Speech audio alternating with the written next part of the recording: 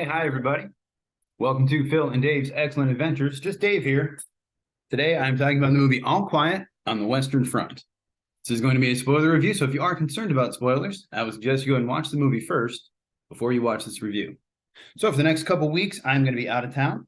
My Ant-Man review won't be coming out until March, but I'm going to spend the next couple weeks going over some of the Oscar nominees for Best Picture that I have not reviewed yet. So All Quiet on the Western Front is based on the novel, and it's about a group of young men in World War I fighting for Germany and kind of what happens to them over the course of the war. So as far as what I liked about it, overall, I thought the cast was great. We had Felix Kammerer as Paul.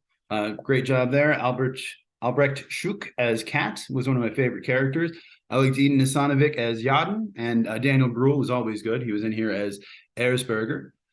Overall, all the performances were really good in this movie. It was the kind of thing where I didn't even sort of realize how good they were until, halfway into it or so, maybe 2 hours in. And I'm like, wow, you just, with good performances, sometimes you kind of don't really know them because you don't really realize that they're acting. You're watching a thing, you're taking it for granted. And so I think all of these performances were solid. They were all pretty good, and enough to the point where, nothing took me out of it. Nothing reminded me that I was watching a movie. I felt like in some ways I was like watching a documentary or something. Overall, the story is really great. I have not read the book, and I did not know exactly what the story was here. I knew it was about Germany during World War I, and that was about it. So I really liked the story. I really liked the way that everything kind of plays out and what the characters go through. I loved the trench warfare scenes. I will admit the first, hour or so of the movie isn't very action-packed necessarily. I mean, there's a lot going on there, but once they get to this sort of trench warfare scene, it's really cool and it's really interesting. It reminded me a lot of the 1917 movie that came out a couple of years ago that Sam Mendes directed, and I really liked it. It was sort of same kind of long shots, not quite like that where it was all one shot, but very long shots and just very, claustrophobic and very closed in, and like it's just. I can't imagine fighting in trench warfare. It seems absolutely horrific. And they did a really good job of representing that. Once the tanks show up, that was awesome. I loved seeing the tanks, and I loved the way they were represented because they looked legitimately terrifying when they came on, and the way the music worked and the way you saw the tanks. And they started, at one point a tank ran somebody over. And I mean, it was crazy and horrific, but also kind of cool and fun. I really liked the flamethrowers. Once the flamethrowers came out, I was stoked, man. I mean, I hate to say it. I'm maybe a little bit of a sociopath, but watching Germans get burned up by flamethrowers, that's fun. It's good times, man. I loved it. And I liked even there's a part with the tanks where they're like throwing grenades inside the tanks and stuff like that. Like, that's cool, man. I mean, I understand the horrors of war and it's not cool, but as a movie, it's cool to see. I like that kind of stuff. So that was fun. I really like the way they talked. Some of the dialogue, the way that like their instructors talk to them, where he says something like, "Do you always go to bed with dirty women?" And the kid's like, "What? What are you talking about?" And I'm sitting there going, like, "What, does he have syphilis or something?" I don't understand. But no, he's talking about his rifle, and like that's the same kind of thing they did when I was in the military, and I'm sure they still do. Maybe not as much now, but the way that they talk about rifles, the way they talk about women, and the kind of casual sort of sexism or misogyny kind of thrown around, and the way they treat him just seemed very realistic to me, and it seemed like the kind of stuff that I also encountered. So very, very realistic. I really liked, and again, this is the spoiler review, I was really surprised by Yadin's death, and I thought it was handled very well. Horrific and surprising and terrifyingly, but I didn't see it. He sits there, they bring him the food, and he takes the fork and just starts stabbing into his jugular, and good time. It was very, very well done and horrific and terrifying, which is what I assume it was supposed to be. I like the stuff with the dog tags. I think I feel like I knew this, but I don't know if I've ever really seen World War I dog tags before. But the fact there are these big circles that you had to like kind of break in half and go around and collecting, I just thought it was interesting to see, and it was kind of cool. And the movie started with Paul collecting the dog tags, or very early on at least, and then the movie sort of ends with another soldier whose name we don't even know collecting dog tags, much the same way Paul did at the beginning. And that was nice. I like the way that sort of, tied in and kind of came full circle all the way around. And I really like the ending of the movie. Again, full spoilers here. Well, I'm watching the movie, and I don't know if I really like the beginning of it so much, but once we got into it and once we started seeing more of it, I'm like, okay, cool. And then we get about 2 hours in, and they finally sign the armistice agreement. And I'm like, okay, why is there still 40 minutes left in this movie? I don't understand. And then, you see that they go to, get the food. And I'm like, oh man, I know what's going to happen here. One of them's going to die trying to steal from this farmer again. And that's not what happened, actually. One of them did eventually die because of that. Later, Cat got killed by the kid, or shot by the kid, rather. And then he dies, and his death is surprising, and you don't expect it because it's kind of a minor wound, but it happens. And then, Paul, the terrible Dr. Robotnik guy, decides that he wants to send his troops into battle again, which, again, rang so true to me because I knew guys like this in the military who were just stupid idiots who couldn't be happy just standing down and obeying orders, and we're trying to go for glory by doing stupid things. So once I saw that, I knew exactly, oh my god, this idiot's going to make them fight again, isn't he? Up until, god damn it, and he does, and Paul does, and then he gets stabbed. So he's fighting this guy, and it's this crazy intense fight. Then all of a sudden, some other guy comes running up out of nowhere, stabs him in the back with a bayonet, and then just runs off. And then literally seconds later, the ceasefire is called. And I mean, if just 5 seconds, 10 seconds would have passed, Paul would still be alive. And it really kind of showed the meaningless and the pointlessness of war. And I really liked that, and I really appreciated that. Other than that, as far as what I disliked about the movie, like I said, I didn't really like the opening.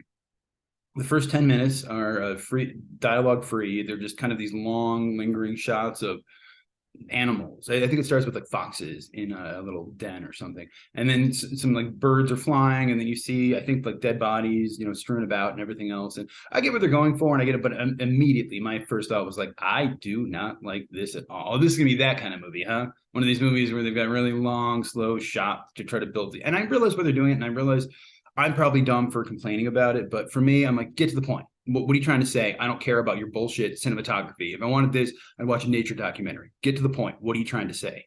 And then another thing that really irritated me early on was we've got this stuff, and I'm like, okay, I'm not liking this. It's a little too artistic for me.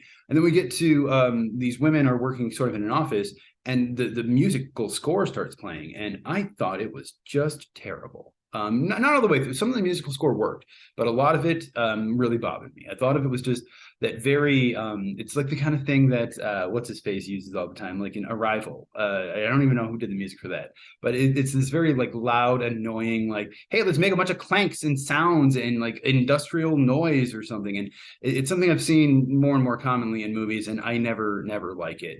And maybe it's just a matter of personal preference, but I also feel like for this movie, considering that it's a period piece set in the early 1900s, why would you use such contemporary music? To me, it really seemed like it was really taking me out of the movie. It was sort of anachronistic to have this like very realistic, modern kind of soundtrack for this movie that's supposed to take place 100 years ago.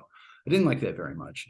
I really honestly didn't care for most of the characters early on. They don't give us a lot of introduction to them, so we kind of just like, we know a little bit like, oh, the one guy's kind of a weirdo, and the other guy, Cat is the first one I actually liked, where I'm like, okay, this guy seems cool, he seems nice, he's relatable, I kind of like him. And honestly, I just had a hard time sympathizing with Germans. And maybe that's just, racism or bigotry on my part, but, they were the bad guys in this war, at least as far as I'm concerned, and I think most people would agree. They were the aggressors in this war. So watching a war about the people who, were responsible for starting it, I know Serbia and Black Hand and all that, but let's face it, Germany was responsible for it. It would be like watching a movie about the Taliban or watching a movie about, I don't know, the people who attacked the Capitol on January 6th. I don't care about them, and I don't want to know about them. And then, at some point they start I realized that the army they're fighting is not even, Great Britain or America. They're fighting the French, which again, I know the French get a bad shake when it comes to this, and they get made fun of a lot. But my initial response was, oh my God, the French! Oh, I'm so terrified of the French. What are we going to do about the French? And I realized the French fought very bravely and valiantly, and that's just my own American, kind of racism or whatever in there. But I'm just like, really? You're afraid of the French? Come on, guy. They give up so easily. And I know that's not true. And I know I'm just being facetious here, but that was my thing. I was just kind of surprised. I'm like, really, the French? Okay. Like I said, did not like the music. They do also a little bit of like the lens flares kind of stuff. And there's even a part in the trench warfare scene where like there's blood gets spattered on the camera lens. And I don't, why do filmmakers keep doing this? I don't understand. Do you want people to like be aware that they're watching a movie? Because what is that blood supposed to have been falling on? if not a camera lens? Is that supposed to be like somebody's eye, or like, I don't, maybe I'm dumb here. Maybe I just don't understand how filmmaking works. But anytime I'm watching a movie and you have lens flare or blood on the camera or water on the camera, it takes me out of the movie because I'm reminded that I'm watching a movie. I realize that sometimes lens flares are going to happen and blood can get spattered on a camera lens for sure, but also you can clean that up. You can redo the shot. You can use CGI to remove the blood or the lens flares. Instead, people seem to use CGI to add in lens flares. And it's one thing if you're doing whatever futuristic movie set in Neo-Tokyo or something, but when you're doing a movie set in the early 1900s in Germany or France or wherever the hell this is, why would you do that? That doesn't make any sense. Some of the CGI was pretty bad. I noticed it particularly in the tank scene. Some of that was like not great. And when they set somebody on fire, he gets immolated. The fire was very bad, to the point where I'm like, oh, that's very clearly fake fire. And the thing is, that's a great scene, and it could have really had a lot of emotional impact. You could have really seen like the horrors of war and what it does to this guy. Instead, you saw really bad CGI fire. And then there's a part where Paul is fighting someone and he smashes the guy's face in. I love a good face smashing. I've said it before and I'll say it again. I love a good face smashing. Problem is, this was not a good face smashing. This was a bad CGI face smashing. And I realized it's a low budget movie, or compared to like say a big Hollywood movie, but why don't you just use like practical effects? There's guys out there who are doing this stuff who can make really good practical effects. I mean, watch Terrifier. Great practical effects in there, man. Get Damien Leone to do this stuff. Get other people. There are people out there who can do this kind of stuff. You don't have to use bad, cheap CGI that looks terrible. Use real practical effects when you can, or combine them. That's how filmmaking works. I shouldn't have to explain this. Then one other just minor note is I noticed there's just not a lot of women in the movie, in which it was based on a book written over 100 years ago, of course. But it would have been nice to see some female nurses, or the only women we see really, other than some like kind of administrative women at the beginning, are like the three girls who they see, and the one guy kind of goes off and flirts with. And then they come back and they like got her scarf and they're passing it around. And then at the end, when Paul dies, because somehow I know Paul's got the scarf, even though he didn't really interact with these women at all, the kid who's then collecting dog tags takes the scarf from Paul. And so I kind of get what they're going for there, I think.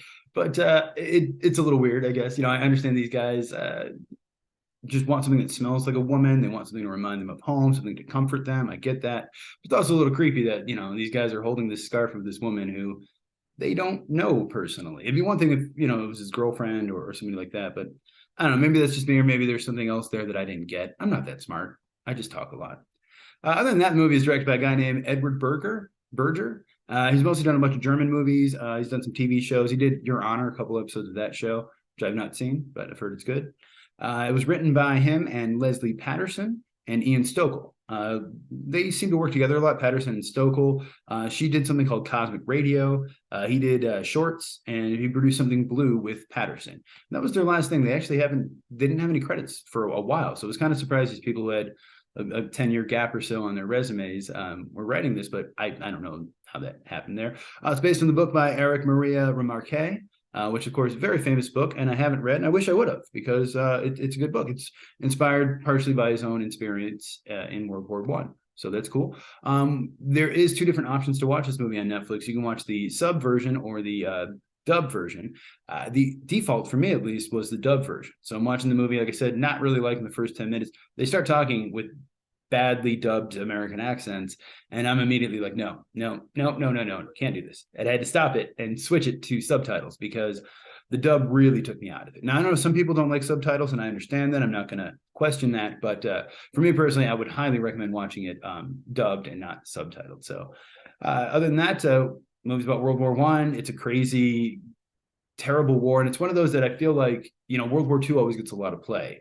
And then within the last 10 or 15 years, people started saying, we need to see more about World War I. And well, we have now. And so that's good. That's interesting, I think. I don't know. So I think for this movie, I did not like the beginning. I think it was a little too long at parts, although I want to make that complaint about every movie, but in this case, I actually feel like the length was deserved, because I needed to see Paul go from this young, idealistic, kind of carefree kid, and I needed to see sort of all of his friends die one by one to see him sort of finally realize kind of what was happening. So I don't know if that's even a valid complaint, but I think generally speaking, the movie, the performances are very good, and I really think where the movie shines is the actual story itself, which is of course, more credit to the author of the book than the filmmakers here. But I do think, because of the issues that I said, though, mostly the music, the musical score, and just honestly, I feel like most of what I liked about the movie was the story. And so with this, when you've got a good story, you can kind of make a lot of other mistakes. So because of that, my score is going to be an 8 out of 10.